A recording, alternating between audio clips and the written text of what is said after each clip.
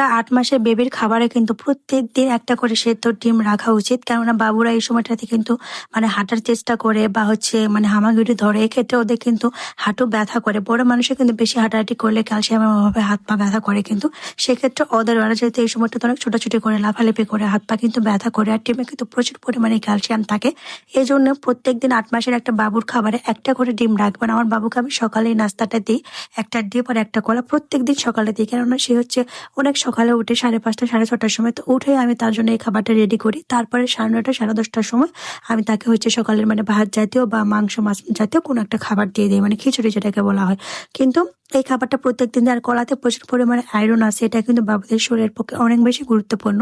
৮ মাস থেকে বাবুদের গ্রোথ পুরোপুরি কিন্তু তারা নড়াচড়া করতে শিখে যায়। সেক্ষেত্রে ওদের কিন্তু প্রচুর পরিমাণে ভিটামিন, ক্যালসিয়াম, আয়রন, সোডিয়াম সবকিছু কিন্তু প্রয়োজন হয়। সোডিয়ামটা তারা মার বুকের দুধ থেকেই পায়। তাই ক্যালসিয়াম, আয়রন জাতীয় খাবারগুলো কিন্তু তাদেরকে অভ্যাস করাতে হবে বা প্রত্যেকদিন দিতে হবে।